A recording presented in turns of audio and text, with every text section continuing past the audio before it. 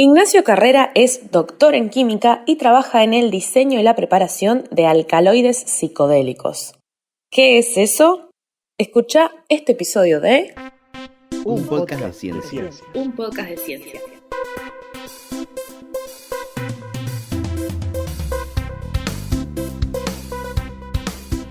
Hola, gracias por escuchar un podcast de ciencia. Yo soy Soledad Machado, soy comunicadora científica y te hablo desde Montevideo, Uruguay. Para este episodio me senté a conversar con Ignacio Carrera. Nacho hizo su doctorado en química en la Universidad de la República y para su postdoctorado, en 2010, se unió al grupo del profesor Dalibor Sames en la Universidad de Columbia en Nueva York. Desde 2014 es profesor adjunto del Departamento de Química Orgánica de la Facultad de Química.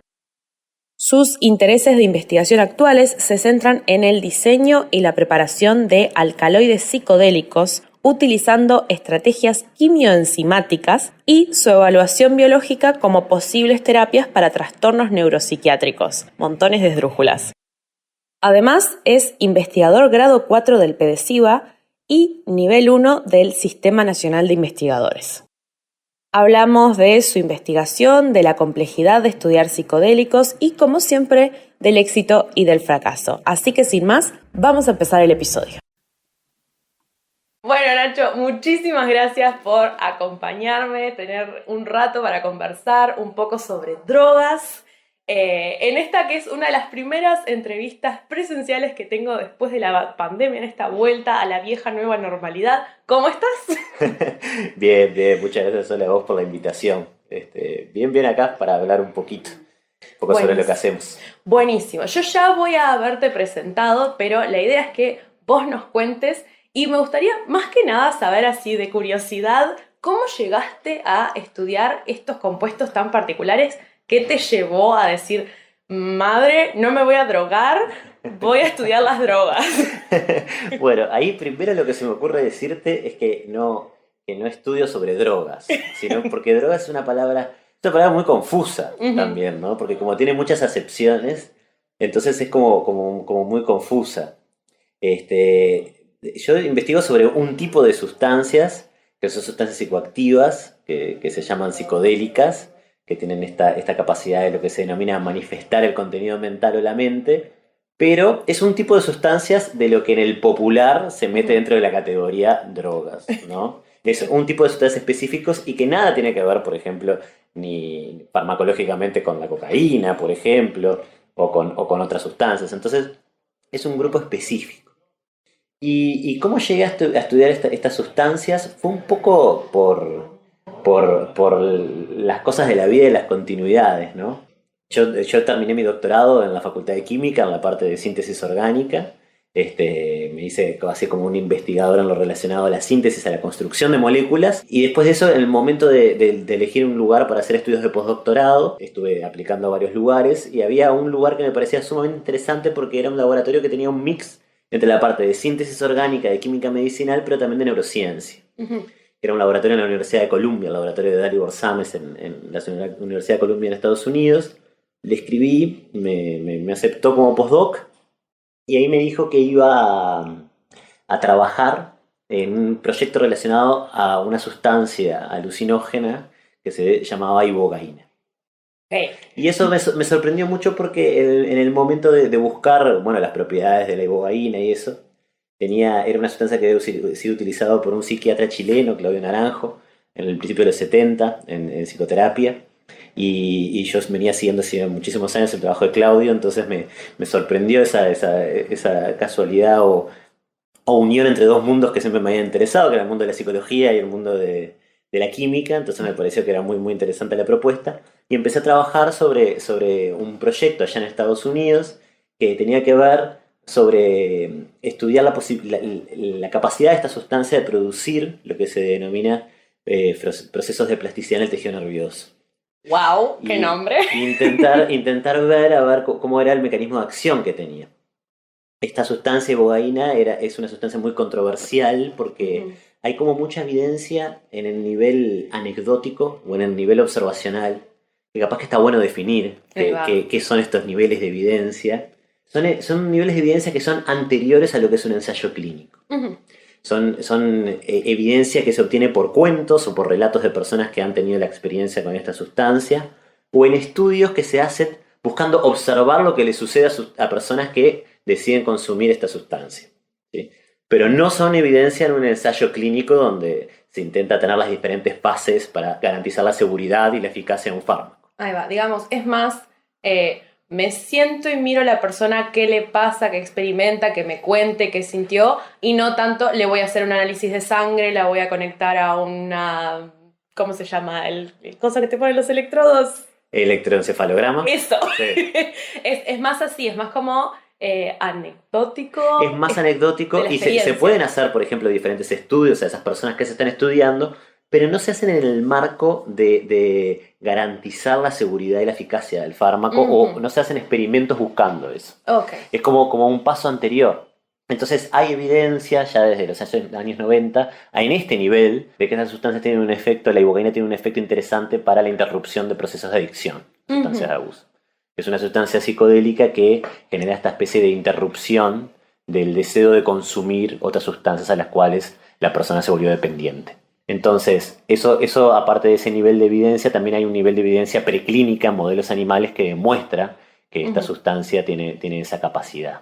Entonces, frente a eso, una de las cosas que intentábamos hacer en el laboratorio era generar análogos que intentaran mantener esta propiedad. Pero esta propiedad no se sabe mucho cuál es la causa. Okay. O sea, qué es lo que la causa. Entonces, también, al mismo tiempo, es como necesario intentar profundizar un poco más en el mecanismo de acción de esa sustancia. Entonces, ese fue como el proyecto que me ingresa en este mundo de las sustancias psicodélicas. Y luego de terminar mi postdoctorado, al volver a Uruguay, me interesó mucho poder continuar con ese proyecto y expandirlo a otras sustancias de la misma características farmacológicas que me parecen siempre muy interesantes. La ibogaína como te decía, es una sustancia que no ha avanzado en los ensayos clínicos porque a pesar de tener esta capacidad interesante de interruptor de fenómenos de dependencia, tiene algunos efectos colaterales sobre el corazón. Entonces hay reportes de personas que han muerto por tomar ibogaína como consecuencia de que puede alterar la conductividad eléctrica a nivel del corazón y generar arritmias fatales. Okay. Para la gente que de repente no tiene mucha idea de los nombres de las cosas, ¿se conoce con algún otro nombre o siempre se llama ibogaína? Ibogaína, sí, ibogaína. Es un alcaloide que proviene de la corteza de la raíz de un arbusto que crece en África, que se llama tabernante iboga. Bien, entonces, ¿qué hacemos? Porque es un fármaco que tiene un potencial de ser muy bueno, pero que te falle el cableado del corazón no es muy bueno. Y no es un detalle. No es un detalle menor, no porque es un medio que detalle. te la jugás con eso. Sí, el tema es que, claro, eso ha dificultado el avance de esta sustancia para realizar ensayos clínicos. Porque es algo que uno no busca en un fármaco realmente. Y no. Entonces, tampoco eso quiere decir que uno consuma la sustancia y tenga un riesgo inminente de muerte.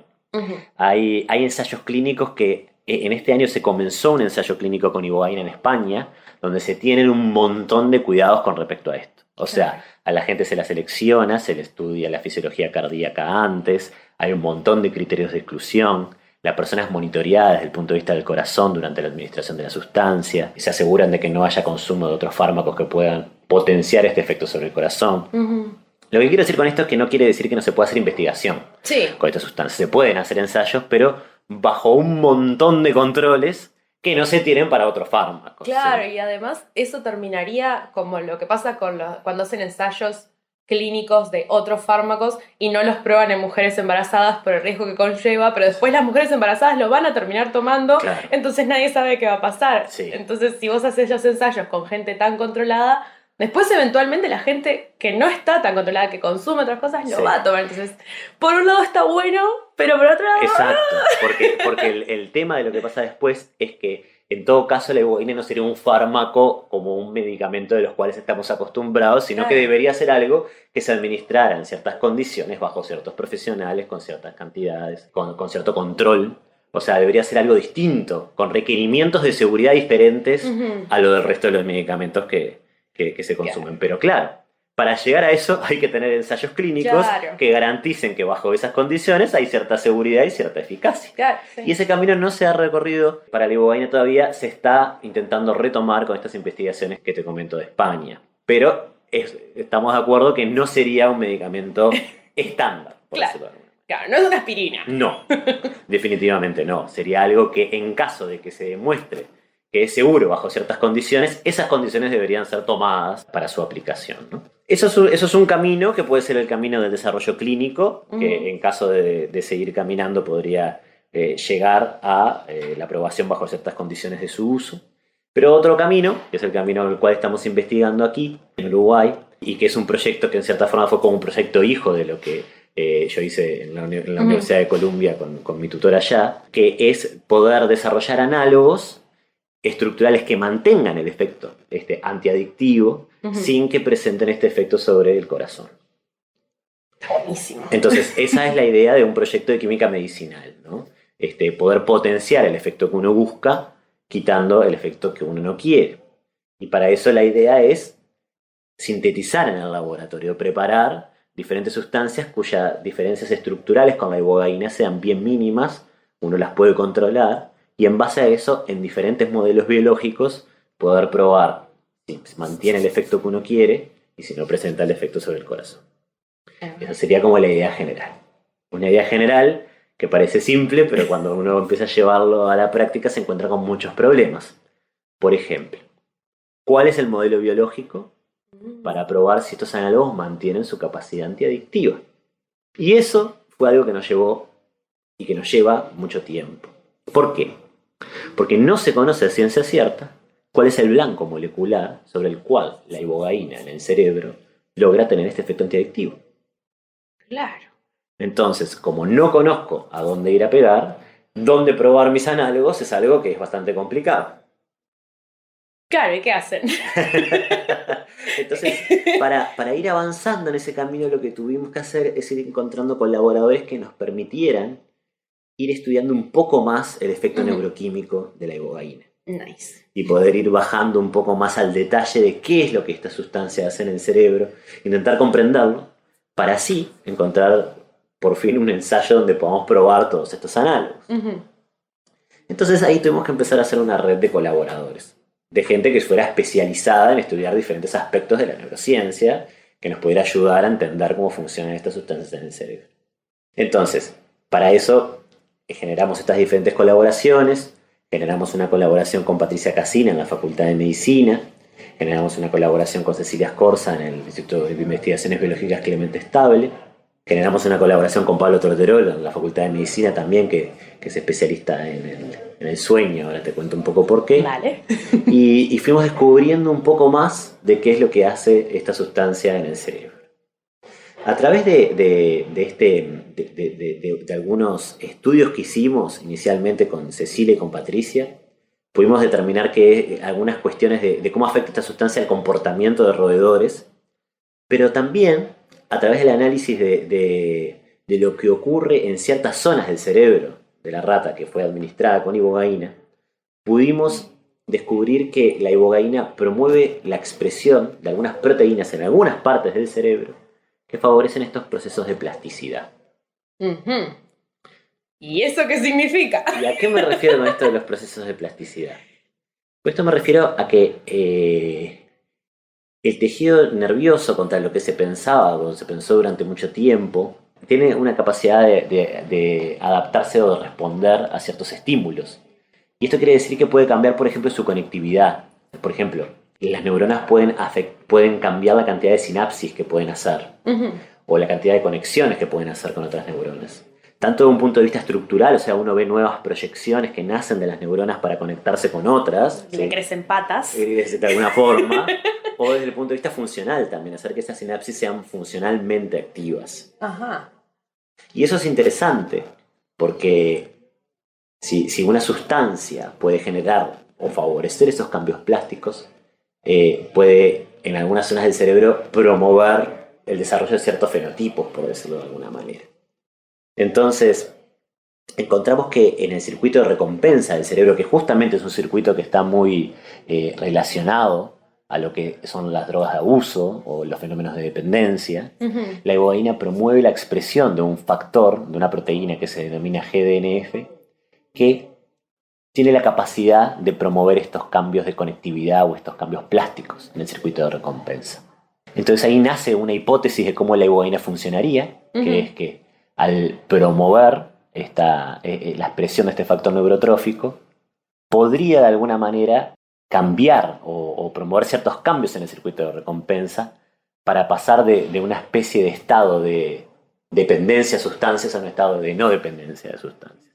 Esto hablado de un punto de vista muy sobresimplificado. Claro, o sea, básicamente lo que haría es tu cerebro, cuando sos adicto a una sustancia, te dice quiero, Sí. y lo que hace la ibogaína sería crear un camino nuevo para que tu cerebro diga, no me interesa. En cierta manera ese quiero es la consecuencia de cierta conectividad a nivel de cierta función a nivel de este circuito de recompensa, y esos cambios podrían generar esta otra cuestión de no tener el deseo de consumir. Esto es una hipótesis. Sí. No está demostrado de que la ibogaína funciona por esto. Es una hipótesis con la cual nosotros pudimos obtener algunos resultados que también confirmaron algunas cosas que ya estaban publicadas en la literatura, en este trabajo que hicimos en conjunto con el laboratorio de Patricia y de Cecilia.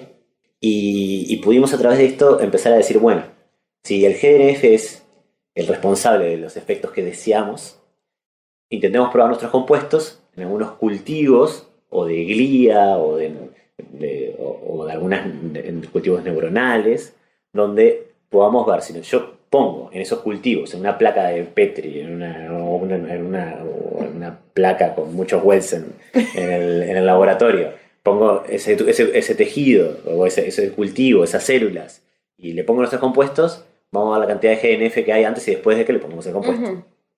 Y ver si nuestros compuestos son capaces de promover la liberación de este factor neurotrófico. Partiendo de la hipótesis que este factor neurotrófico es lo que genera este efecto. ¿Y en eso ya tienen algún resultado? ¿Todavía están viendo? Esto es ¿cómo es que se dice? Una primicia para un podcast de ciencia. tenemos unos resultados que publicamos este año, que en este modelo de glía que se llaman células C6, tenemos algunos compuestos que nosotros sintetizamos, que son análogos a la ibogaína, que liberan mucho GDNF, mucho más que la ibogaína misma. Entonces podrían tener un perfil interesante. Ahí va. Pero esto es como un primer ensayo. Ahí va. Imagínate, de pasar de este primer ensayo a descubrir que esos compuestos que hicimos mantienen este efecto en un modelo animal entero. Después garantizar que los compuestos que hicimos no sean tóxicos. Después, y de ahí recién poder pasar a todo el proceso de ensayos clínicos. O sea, no estamos hablando... Uno cuando a veces tiene esa idea de descubrir la cura, uno se piensa que fue algo de un experimento de la noche a la mañana. Y no fue así. No es así. No. De ahí. Y esto me hace surgir la pregunta de si ponele que esto todo siga su curso y efectivamente se encuentren análogos de la ibogaína que funcionen en condiciones clínicas, que no te pegue un bobazo. Sí. Fantástico. La ibogaína es un psicodélico. Sí.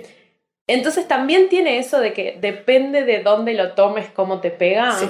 Claro. Ajá. Y ahí vamos a otro nivel, a otro nivel de lo que es la problemática.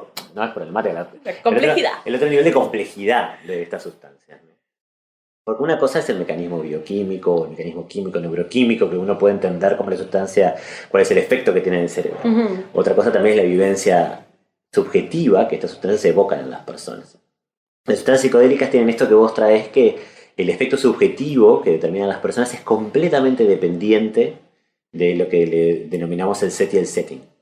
Siendo el set las características de la personalidad del individuo que lo va a tomar, sus rasgos caracterológicos, su historia, su infancia, su contenido mental, por decirlo de alguna manera, y sus expectativas sobre la experiencia que va a tener cuando tome la sustancia también. Claro.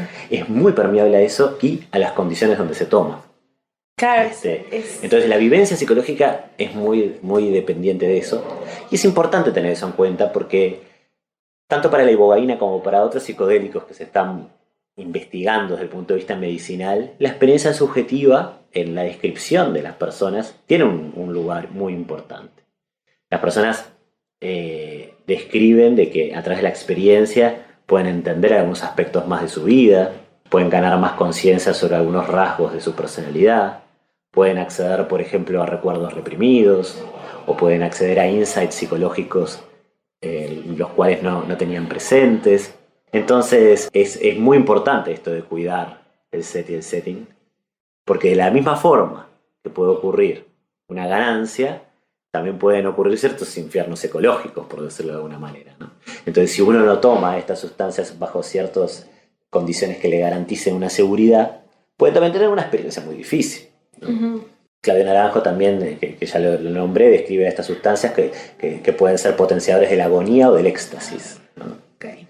Teniendo en cuenta de que pueden exacerbar ciertos rasgos psicopatológicos de la personalidad también. Entonces, cierto grado de seguridad en el entorno, de acompañamiento en la experiencia, es una buena cosa a tener en cuenta para poder transitar en una experiencia que puede ser que por momentos tenga paisajes muy dificultosos. Entonces, este es otro nivel de complejidad, porque el efecto subjetivo puede estar relacionado a las ganancias terapéuticas, es decir, este cableado nuevo que se va a hacer en el cerebro puede también estar muy relacionado al tipo de vivencia que la persona tiene. Es de especial interés cuidar estas cosas, del set y del setting.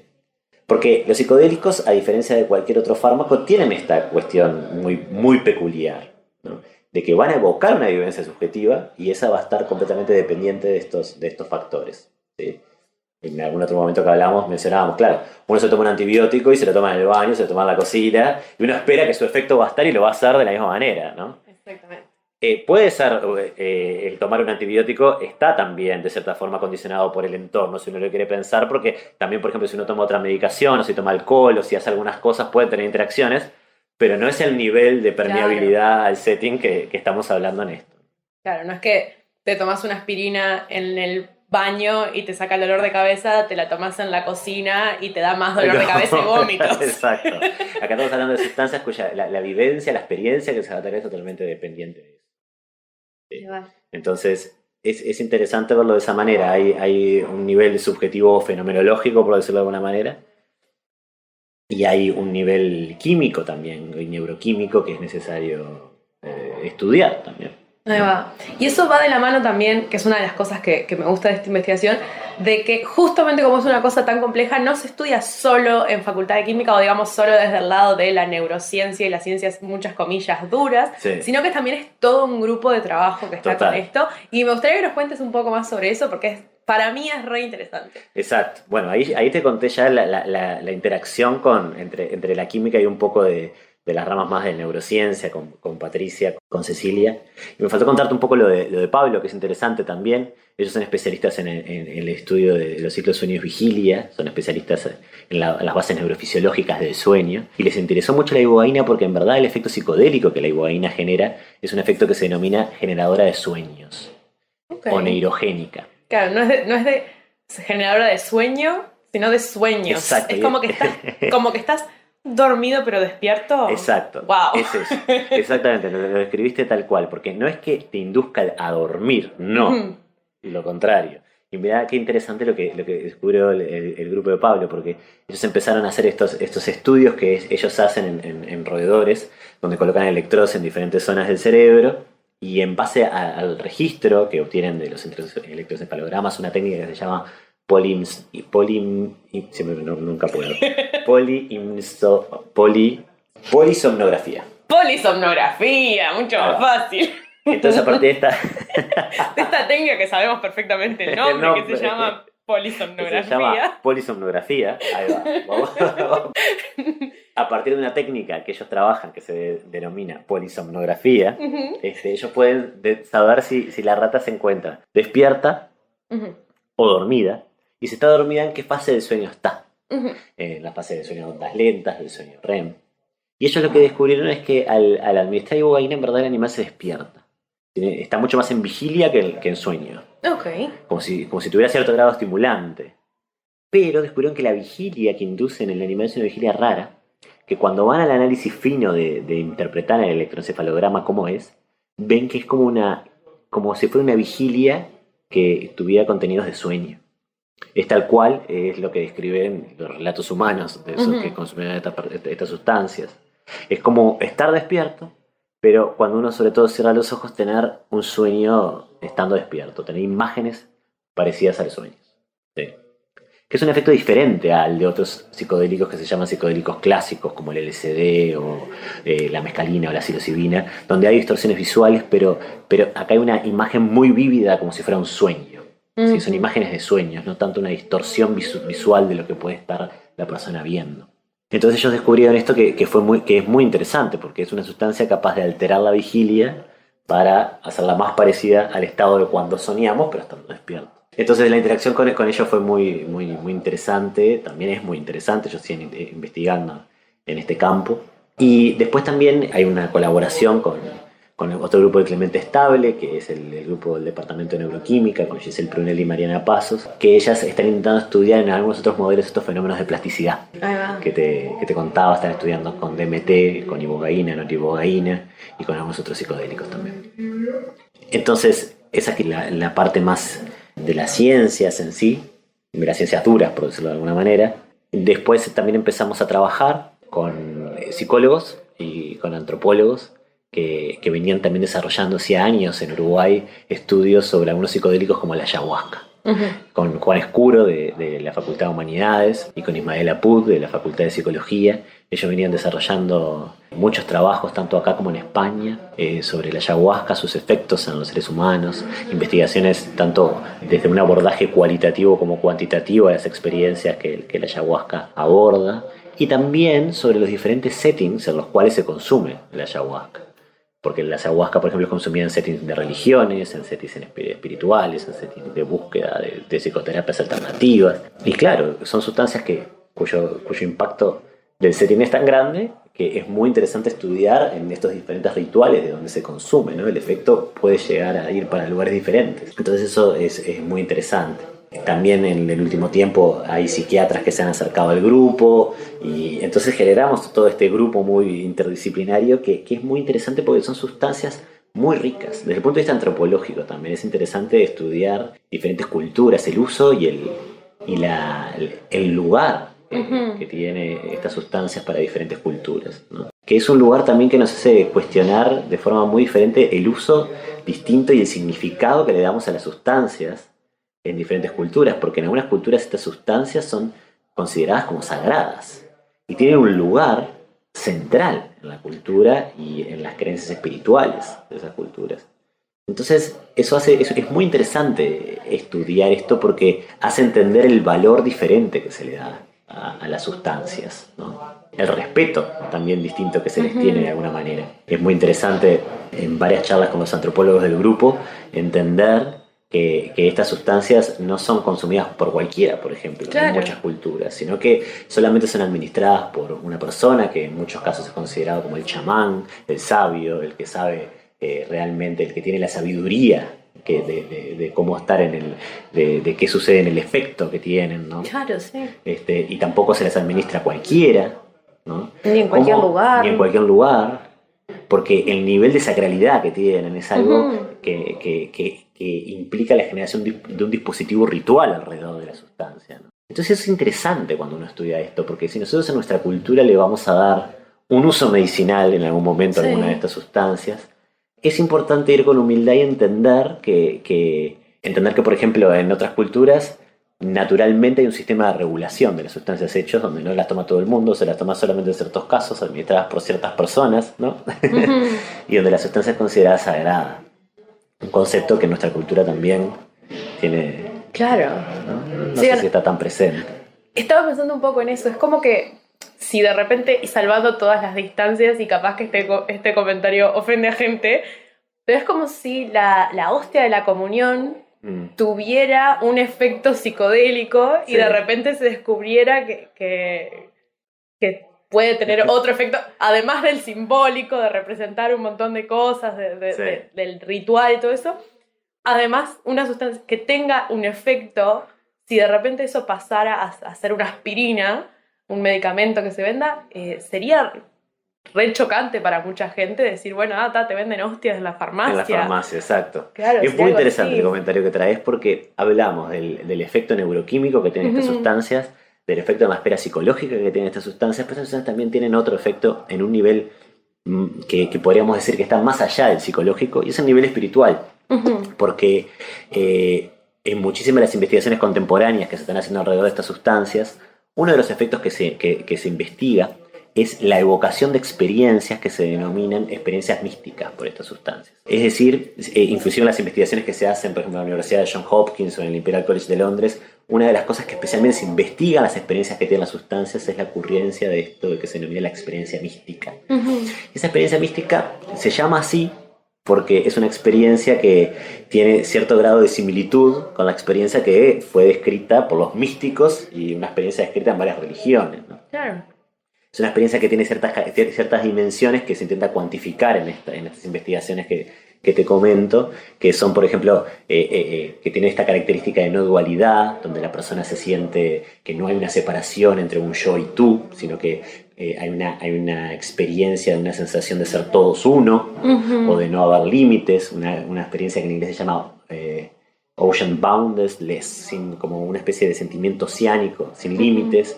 También hay un sentido de sacralidad, una dimensión que se denomina la dimensión noética de la experiencia, que es que todo tiene un sentido de verdad mayor.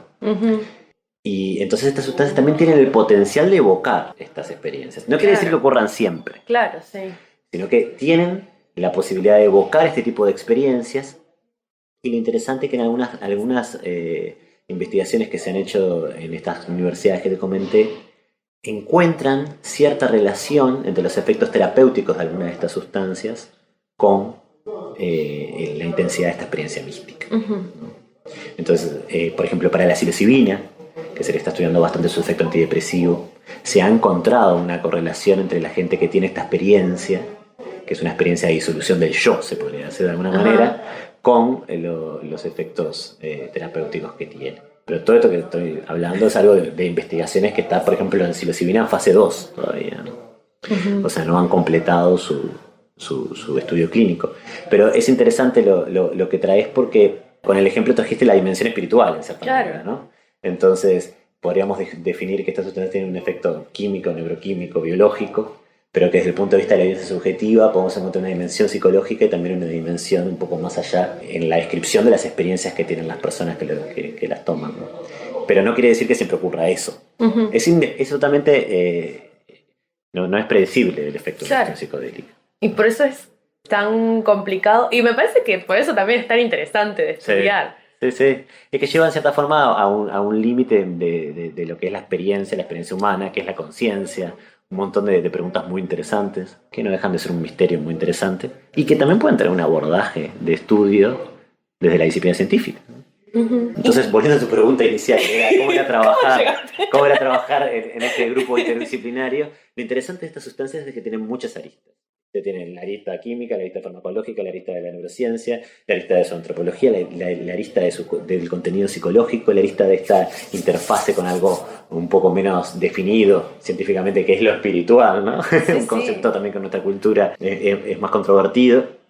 Entonces, se necesitan muchas especialidades diferentes, ¿no? Para poder estudiar los diferentes aspectos. Y eso está buenísimo, porque es un ejercicio de humildad, porque uno se da cuenta que uno no puede entender con la disciplina que uno hace solamente todas las dimensiones de la sustancia. Sí, claro. A mí me hace pensar mucho en esta cosa de que cuando uno estudia ciencia, por cómo se dio históricamente a cómo llegamos a tener una facultad de química separada de la facultad de medicina y con las cátedras todo separado, por nuestra formación tendemos a olvidarnos un poco que yo le digo que no somos un cerebro flotando en el vacío, sino que hay como una dimensión. Esto yo lo aprendí más que nada cuando estuve trabajando en Canadá con gente que trabajaba con jóvenes indígenas, lo que ellos llaman el círculo de la salud, que es tipo, la salud no es solamente la salud física. Salud física, según las ideas de ellos, es un cuarto. Tenés la salud física, la salud mental o emocional, la salud social y la salud espiritual, y cómo esto combina todo y tiene esa cosa encima del colonialismo de la ciencia también metido, de que era tipo, ustedes indios son todos unos incivilizados, pónganse zapatos. Y ahora es tipo, ¿sabes qué es buenísimo para los pies? Andar descalzo. Claro, es que ahí viene un poco, me parece que esa vez es interesantísimo esto que decís, porque creo que es un poco también como a uno se le abre la cabeza, por ejemplo, trabajando con otras disciplinas, sobre todo con antropología, ¿no? El poner en tela de juicio lo que uno piensa, porque hay otros sistemas, hay otros sistemas que tienen otro tipo de evidencia, otro tipo de valores, otro tipo de, ¿no? Y también lo que nos pasa muchas veces es que tenemos un exceso de materialismo. Sí. En el aspecto de que este aspecto de la neuroquímica o que estamos hablando es uno de los aspectos de, ¿no? No es todo. Claro. Está bueno que dos químicos estemos diciendo eso. No, porque podríamos decir, no, mira, acá Claro, tenemos los átomos, tenemos la molécula, creo y que es entender que estudiamos una pata de la mesa. Pero Claro. al menos la mesa tiene otras 3 patas. Mínimo. ¿No? Mínimo. Entonces, creo que eso es interesante. Y también está bueno eso, porque si no, también hay veces que la ciencia pasa a desarrollarse como la ciencia más dura, de alguna manera, que no generar un cientificismo, ¿no? Claro. A partir de la ciencia, ¿no? Porque si terminamos generando a partir como una cuestión más dogmática, entender de que es una dimensión del asunto, ¿no? Sí, y es definitivamente un desafío de salir de la cajita y decir, hay una verdad, y la verdad la tiene la ciencia, y decir, no, mijo. No, claro, hay muchos otros factores, ¿no? Salado. Hay muchos otros factores porque si no uno es como que se vuelve un poco tonto porque es como que requeriría entender entender uno como puede cierto pragmatismo, ¿no? Entender que ciertas cosas requieren un nivel de evidencia, otras, pero entender cuál es el objetivo que uno está desarrollando. Si yo quiero desarrollar un medicamento que vaya a ser consumido por miles de personas, tengo que tener un nivel de evidencia que sea fino, estadístico, que demuestre la seguridad, que sepa que lo pueden tomar las personas que tienen esta característica, estas otras características. Está buenísimo, ¿no? Ahora, no necesito un nivel de evidencia detallista si quiero tomar una decisión determinada de si mañana voy a la playa o no. O sea, evidentemente son diferentes las cosas que se necesitan, ¿no?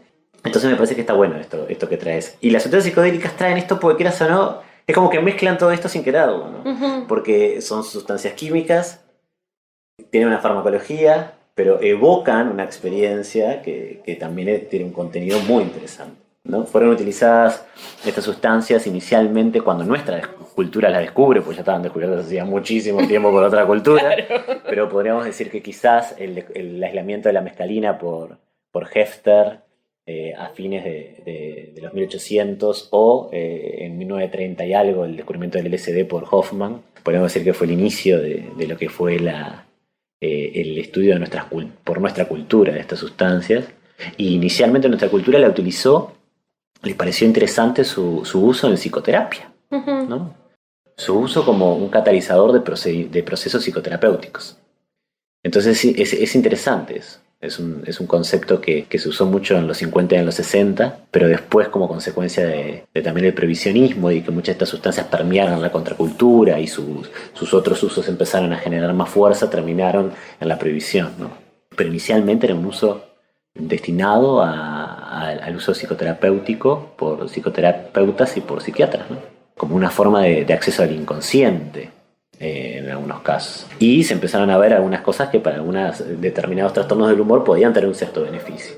Y bueno, ahora desde hace unos años estamos en esta segunda ola del descubrimiento del potencial medicinal de algunas de estas sustancias, ¿no? Entonces es interesante. Yo creo que pueden tener, hay que dejar que las investigaciones avancen para ver cuál es el potencial y no, para descubrir cuáles son sus riesgos y cuáles no son sus riesgos. Y nada, y bueno, y tenerlo como una herramienta más. Pero que sea una herramienta más, que tampoco es el fanatismo de que sea el centro de todo, ¿no? Entender que es una herramienta más para algunas cosas. Fracasá de nuevo, fracasá mejor. Samuel Beckett. Bueno, ya nos fuimos un poco a hablar de cosas más metafísicas y de la vida y de la ciencia. Y hace un rato que estamos hablando y yo seguiría hablando porque es un tema tremendamente interesante. Acá es donde metemos el chivo de que están produciendo un podcast donde pueden aprender más sobre distintas sustancias y las historias atrás de ellas. Pero vamos a pasar a la única y mejor sección de este podcast, que es esta exploración sobre el éxito y el fracaso. Y supongo que con tu perspectiva podremos hablar también otro podcast entero. Pero primero me gustaría hablar del fracaso, porque se habla mucho de el fracaso como algo malo, de algo que hay que evitar, cuando en realidad primero es parte de la vida cotidiana cuando hacemos ciencia, y no es necesariamente lo contrario al éxito, ni una cosa no deseable, sino etapas y cosas que vivimos y aprendemos. Así que me gustaría que nos compartas alguna historia, una anécdota de alguna metida de pata, una cosa que se consideró un fracaso y que o no fue tan malo o fue lo peor que te pasó en la vida, pero sobreviviste. Mira, lo primero que viene a la mente es que lo de éxito y fracaso también implica que haya expectativas, ¿no? Lo que podemos decir que el fracaso quizás es cuando la expectativa no se cumple y el éxito podemos decir es cuando se cumple la expectativa o no. Pero en esto de no cumplir las expectativas, yo creo que en la ciencia uno va al laboratorio y día a día se encuentra con que no se cumplen las expectativas. Porque la realidad es que pero de cada 10 ideas que uno tiene, 9 fallan. Claro. Pero en verdad en ese fallo está muchas veces el descubrimiento de algo mucho más interesante. O que uno lo va guiando, ese fallo es lo que lo va guiando a llevar a algo. O sea que el fallo es algo intrínseco en la disciplina científica. Es lo que ocurre en el gran porcentaje de las veces.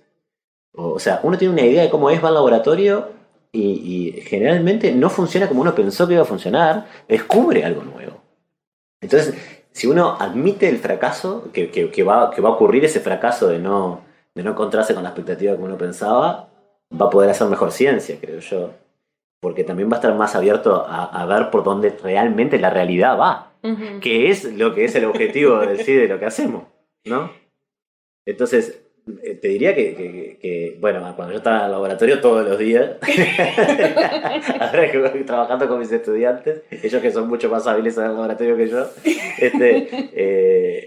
no les pasa tanto, pero pasa todo el tiempo. Y yo qué sé, como una historia así, algo bien fracaso vergonzoso, me acuerdo una vez que estaba con una estudiante mía que estábamos haciendo un proceso que nada tenía que ver con esto de los psicodélicos, era un proceso biotecnológico, donde crecíamos una bacteria en un fermentador, en un bioreactor. Me acuerdo que eran las primeras veces que le estaba enseñando y el momento de sacar el vaso del autoclave, saco un tapón sin esperar que se enfríe y el tapón salta. Y me acuerdo que saltó y quedó en el techo. Yo me acuerdo que fue como vergonzoso porque dije, ay, ella no va a volver más después de esto. El profe no sabe usar el equipo más común. Tal cual. Dije, ay, no vuelve más, pero no volvió. Así que errores uno tiene todo el tiempo y fracasos también. Y lo del éxito creo que también es lo mismo, porque en verdad lo más interesante yo creo que ocurre cuando en cierta forma tampoco se cumplen las expectativas que uno tiene en la cabeza, sino que lo que termina pasando es mejor de lo que se imaginó. También, ¿no? Entonces eso creo que termina siendo lo más interesante. Ahí va.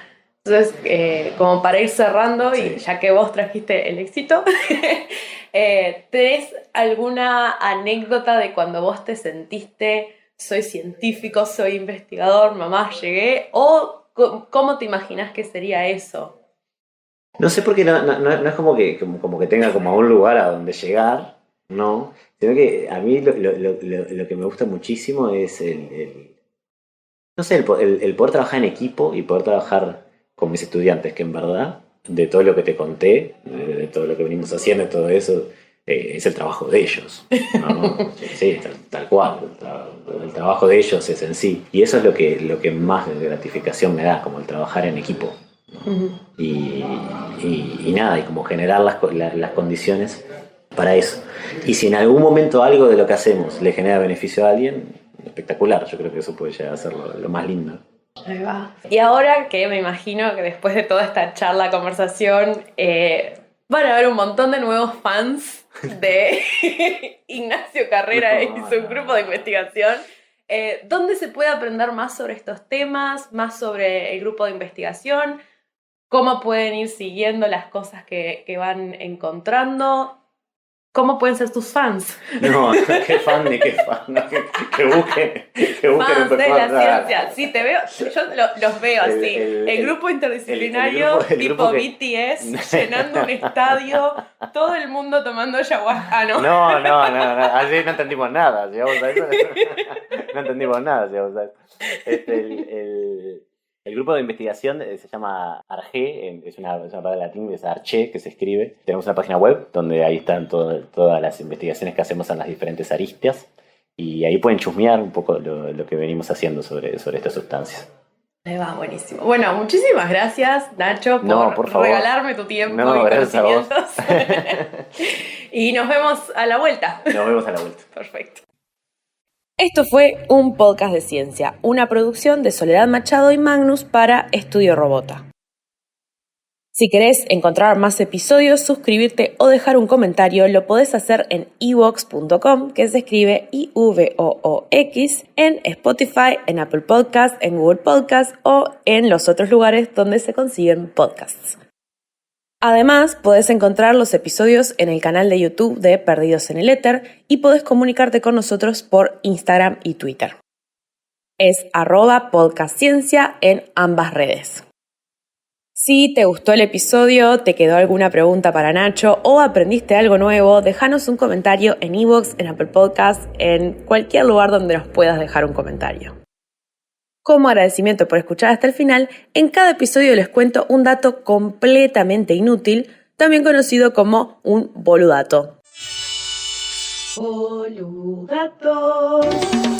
El boludato de hoy es que 30 mililitros de un whisky cuya marca rima con Money Mocker y tiene una etiqueta negra, tiene 67 kilocalorías. Y son la misma cantidad de kilocalorías que 100 mililitros de preparado para lactante.